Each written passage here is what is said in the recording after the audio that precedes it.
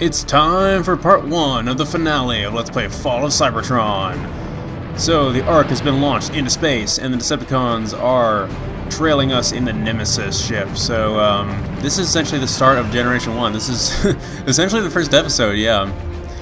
They tried to recreate a few aspects of it, but essentially they just wanted to make it in their own style and make it as epic as possible, and they did a really good job for it. This is going to be a finale worthy of the ridiculousness of this game.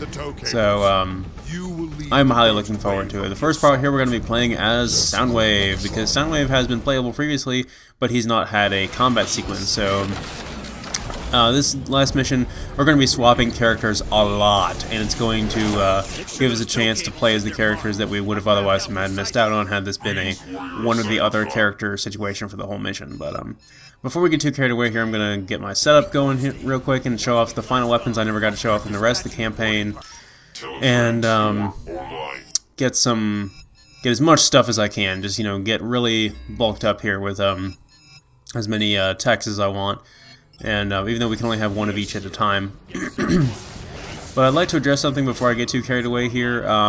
Something I mentioned in the previous video. The Shockwave's tower just explodes, with Grimlock still on it. So again, are we implied to think that Grimlock dies from that?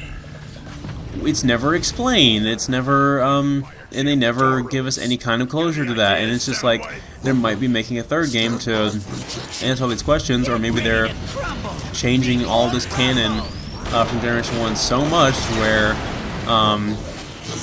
Sludge, Grimlock, Starscream, and Metroplex all die. But Metroplex I don't think is supposed to technically die. I think he's just supposed to go into stasis lock and go back to the slumber that he was in when we found him, which makes perfect sense to me. So I don't really count that as one of the potential unexplained deaths or off-screen deaths, but it's still worth mentioning. But again, I'll mention that again later. But it's just never explained, and it kind of throws me off. It's the only real complaint I have about the story of this game, though. They can change as much Generation 1 canon as they want, because this sequence is the whole launching the Ark into space and the Decepticons following and going through the space bridge thing is pretty faithful. So anyway, Soundwave starts out with the EDK Tech Bowl, as we're going to keep using to demonstrate it in combat here, because we've never gotten the chance to do that prior. And our heavy weapon is the Corrosive Slime Cannon, which I don't think I've also showed off previously to now. So here you go. It's actually pretty powerful, but that's only because it's upgraded. It takes a little while for the damage to take effect, but the pool of it's sort of like the Infecto Bomb and Ratchet Clank for Arsenal, to give a analogy to a game I've already LP'd. But yeah, this thing, because it arcs from one enemy to another, it's basically like the lightning gun in Quake, which, to give another analogy to the two weapons I have right now. So we basically have the lightning gun and the Infecto Bomb, which is awesome, but I don't like this weapon too much, but it is a lot better than trying to use the Energon Repair Ray in combat in the first game. And having realized in the Megatron mission that our refraction barrier here is amazing, it'll protect us from both sides, and we can shoot through it from both sides. That is amazing. So we basically have a one-way shield of doom now. Soundwave's abilities are, like I said, just to deploy his minions, and his minions are pretty useful. We can use Rumble and Laserbeak in combat, and they'll run around and beat the crap out of the enemies. Laserbeak will shoot them with his Laserbeak, and we have to manually we have to wait for it to recharge, but we have to use them to get through our objective obstacles here. But basically, we're cutting through the door and then bashing through the door, and we have to set up a defensive perimeter while we're waiting on them to open the door for us, and while enemies are flooding in. So that's that sequence taken care of. That's actually a really nice, you know, defend the objective sequence there. This area is going to have a lot of autobots in it, and we're going to try to defend ourselves from them while we're working on shutting down the Ark's AA guns. In here there's some Autobot snipers. I believe it's one of only a handful of times where we actually fight Autobot snipers in this game. But we're going to go ahead and send out our minions, have Laserbeak deal with them, and as a distraction, I need to get another refraction barrier so bad right now. But I'm going to go ahead and open this up right here. As you saw, there was a scatter blaster and an assault rifle that's spawned around here. I'm going to get the assault rifle just because I don't really trust the scatter blaster at this range. Damn, Rumble! That was pretty impressive. But yeah, I'm gonna keep the corrosive slime cannon does have a decent amount of ammo to it, so it is useful for that, and it can sort of quarantine off an area, make sure enemies won't go through there, which can be nice. But it's a very strategic weapon, but I just never really got the chance to experiment with it a whole lot. And I think that's all the heavy weapons in the game. I think I've demonstrated all the heavy weapons. The only thing left to have to demonstrate is the arc. What's the thing called? The Electro Bolter, which is one of the weapons like the glass gas cannon you unlock for completing the game. And it's really good. It's not the best. I mean, it might be one of the best primary weapons in the game, but it does seem balanced. It doesn't seem overly powerful. Like this is clearly the ultimate weapon type of weapon. But I think it's a weapon.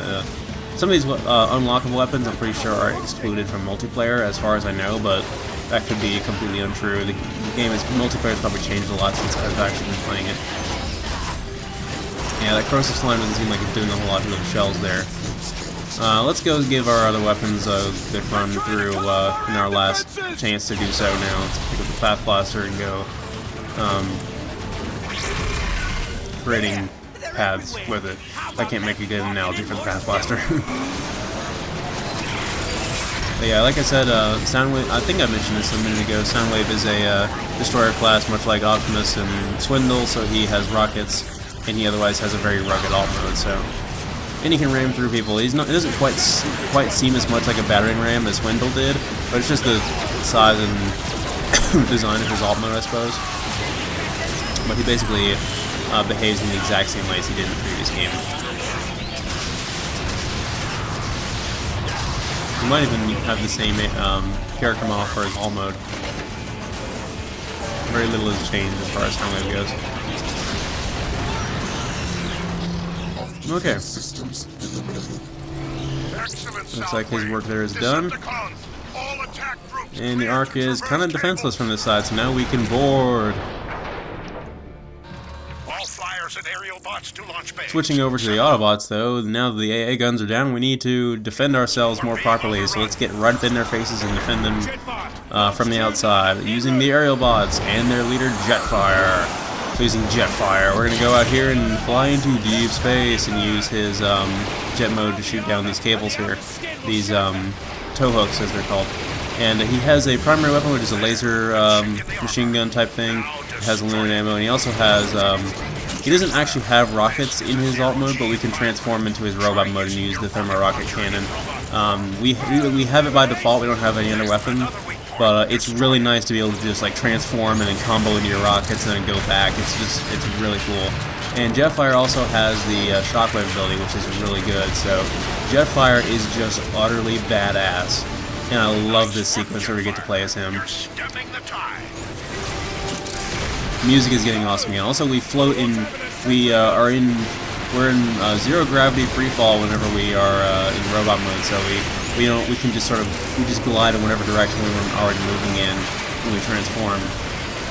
There is health and stuff lying around on the outside here. I think there's also ammo pickups for your heavy weapons, so you can continue to use the rocket launcher. But you kind of have to look for the weak spot, the chink in the armor, essentially, and on the tow hooks there to be able to blow them up. Otherwise, this will go on forever. And you'll have to keep fighting these enemies. There's Seekers out here, and there's dropships out here, so pretty much everything conceivable. But keep going down the side of the tow hook. It's not always in the same place. In fact, I think in this one it's actually relatively close to the Ark, where it's actually where it's attached to where it actually connects. Yeah, there he is. Let's blow this thing and go home. Yeah, I love Jetfire's sequence. It's short-lived, but it was so worth it to me, because I really like Jetfire. It would have been a real shame if we didn't have him playable in this game. Okay, so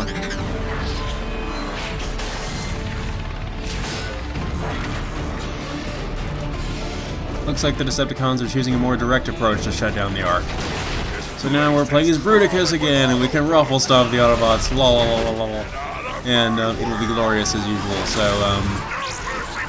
the Ark is just having the ever-living crap beaten out of it, which really puts into perspective the condition it looked in Generation 1. Just thinking about all this damage that it took and all this destruction and how we tried so hard to preserve this thing throughout the entire game, and now look at what we're doing to it.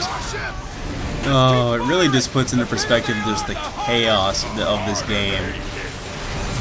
I really do love this finale, I really do. But, as if you just got off playing as Grimlock, then you should be very familiar with Bruticus's controls. Just remember his Sonic Pain Move attack is good for taking out those Marauders, although we can just get up close and personal for them, I suppose.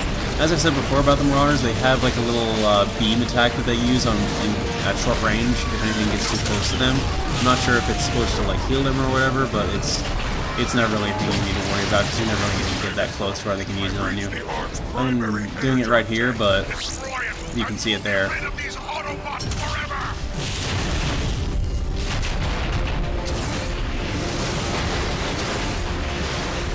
Well, I suppose we don't need our engines after all, because they're just like, we're just kind of floating towards this portal as it is now, so. Bruticus is targeting our fuel tanks! Copy, Jetfire. Jazz is in play. Alright, Jazz, the aerial bots are going to focus their attention on Bruticus, but we need to soften him up a little bit from the ground, so you think you can do that? We trust you're the man for the job, so. Jazz is back in action now, using his awesome agility and his grappling hook to do some serious awesomeness there. There's no audio diaries in this mission as well, so if you haven't gotten all the audio diaries now, you've missed out. I'm gonna go ahead and swap over to the assault rifle here instead of the scatter blaster. The scatter blaster is actually not bad here. As you can see, all the aerial bots are fine. There's Air Raid and Silverbolt there, and they don't speak. So we don't get to hear Liam O'Brien as Air Raid, which is a damn shame. But we still get to hear Liam O'Brien in other parts of the game. So. Anyway, so now time for a kind of boss battle with Bruticus. So, is Jazz enough of a man to take him down? To take one man versus five? Well, we'll see. Basically what we have to do here is Bruticus has a ton of attacks. He has all of his attacks he has while we're playing as him, plus a missile battery ordnance attack thing. But what we're supposed to do basically is once we have the prompt to use our grappling hook to grapple onto his shoulder, we can shoot him in the head at point blank range. So on second thought, actually, I kind of want to get the Path Blaster, to be honest. If I can find it, I know there's one around here. We'll look at the Scatter Blaster for now, because I know I had the Path Blaster one time using this. So Jazz's agility is really useful for getting away from all of his attacks. Flamethrower, you don't need to worry about. You can just kind of dash away from that and use your all mode to get away from that. His missiles are really the worst attack because they land pretty much everywhere. There we go. Yeah, get his face on fire. And when he melees you like that, he'll take off almost all of your shields when playing on hard. So it's a dangerous attack, but we do have the prompts to jump off if we see fit. There's all these upper platforms here we can grapple onto, which is nice, but he will eventually destroy all of them, so we're kind of exhausting that as our option there. We just kind of need to keep shooting him and keep doing damage to him for now. Once we've done enough damage to his head, then Jetfire will come in and give us a prompt to do something else. So Scatter Blaster, that's a good way to go. I think I said I had the Path Blaster one time, which was also nice, but it's just that cha-chunk, cha-chunk, cha-chunk into his head is just so much more satisfying than the assault rifle's little individual shots. So. And having a heavy weapon here, I don't think there's only really one heavy weapon over there, and it's not really that critical right now. I might pick it up later. Anyway, so after stalling for long enough, Jetfire will come in and give us a solution to our problem here. It's an EMP mine, and that will cause our essential combo for defeating Bruticus. He's going to stun him, and immediately when he's stunned, you'll have to properly use your grapple to hit his legs and knock him on his back, and then your ability will immediately change into an airstrike, and then you'll be able to use the Aerobot airstrike on him, and that'll actually be what's doing the damage to him. And this is going to get a lot more intense as we're getting leapers and all kinds of other stuff in here. So I guess that wasn't the last time we fought leapers, as I said in the previous level. But we're just going to ignore them because we want to finish off Bruticus as fast as possible. As soon as you see another mine land, get in front of that mine and try to lure Bruticus over to it. He will use his Sonic Pain Move attack though, which actually goes on a much more linear path than it did when we were playing as Bruticus, but I still wouldn't really worry about it too much. I just passed over the AA2 Pulsar Cannon there if you wanted to pick that up, but again, we don't really need it. But you have to be quick here. You gotta immediately knock him on his back and then get the airstrike going on him as soon as you get the prompt for it. This kind of reminds me of when all the jets are taking down Megatron in the first movie.